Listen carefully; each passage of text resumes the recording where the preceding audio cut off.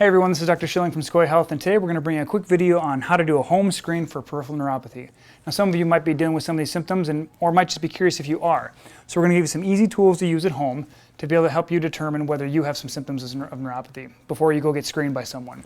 So Ella is my lovely assistant here today. We're going to be using her as the example. Now basically what you want to do is you want to find an area of your body where you think is normal sensation. You think, oh, this part of my face feels fine, or this part of my arm feels fine, whichever one you choose. Generally speaking, we use the cheek. Now you don't have to use the pinwheel, which in your case would be a pizza cutter, but we might gently roll this up her cheek and say, is that 0, you can't feel it, or 10, you can feel it perfectly? 10, I can feel it perfectly. Wonderful, so we'd use that as an example. And we're going to go through a bunch of different ones. We'll give you tools on how to use them. So if she was having some numbness or tingling in her hands, we'd say, okay, what I want you to do is close your eyes. And now if you're doing this on your own, don't close your eyes unless you're pretty good with your dexterity. But if you had another person helping you, say, all right, now tell me if you feel that completely. Yes? Yep. Okay. And just check the different fingers because there are different nerves that run to different fingers, and that can be helpful. You can go up the forearm because you might be having numbness or tingling or burning in your hand or forearm, but it might stop literally below the elbow, above the elbow, up to the shoulder, depending on where it is, okay? Now, if we use her lovely foot here, we could start using the big toe, we could use the index, start tickling her, and then down each toe, okay? And we'd say, okay, how far up the leg, if we were doing the sharp here, how far up the leg is it getting? Is it stopping at the knee? Like for you, it's gonna be a little different each time, okay? So you want to rate these. You can jot it down on a piece of paper. You can probably even find something on the internet. Use an Excel spreadsheet if you want. 0 to 10, or 1 to 10 if you will. Depends on how you want to factor it. But 10 is like, I feel it completely. I don't have any sense that it's a diminished or lessened sensation. But I think it's a 10 out of 10. So, for example, you can do cold. Now this is cold. Obviously it's an ice pack. If you don't have one, you could probably get one for 99 cents down at Walgreens or something like that.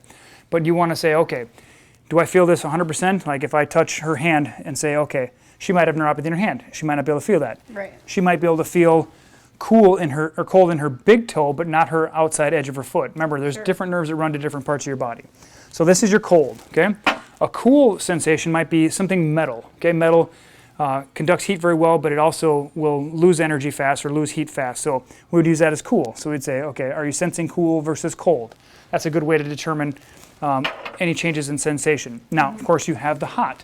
Now, if you don't have a missus around your house, or if you're a lovely man with a beautiful head of hair, not like myself, what you can use is a hair dryer to determine hot. So you can turn it on, and some of them have the little funnel at the end, which makes it more focused, but you'd have them close their eyes, and if they're just feeling the wind, that's one thing, but if they're actually feeling the heat sensation, that's another. So we do the hand, and once again, we do fingers, each one individually if you can, up the forearm, up the arm, on the foot, up the leg, things like that. So you just want to kind of determine what's there for you. What's another one? Yeah. So the filament, we call this a filament. It's called a soft or a light prick, light touch, if you will. If you grab the tag off of a new piece of clothing, or maybe if you have something laying around, this is really good because you probably can't see, but it bends. Okay, so I'm pushing on it, it gives. It doesn't have a lot of pressure. So again, we'd check the different fingers. We'd ask them how much they think they feel it, and of course we would do a gentle touch on the face. It doesn't hurt. No. If you don't poke yourself in the eye. Watch out what you're doing. So you want to touch each one, and then this is going to help you figure it out. So this is light touch. Then if you had maybe a clothespin or paper clip or something like that laying around, not a clothespin because clothespins are sharp, but maybe a paper clip or something like that, or the end of a hanger even, that would work, metal hanger. Once again, you're going to do the individual spots once you've determined what's normal and whatnot, and you just determine how far up. And you're going to know pretty quick whether you have some symptoms of neuropathy, okay? Whoa, good catch. Tuning fork, you probably don't have that laying around. If you have anything that vibrates at home, some people have percussive massagers and things like that. You can touch each individual, finger, if you will, and determine whether you have that going on.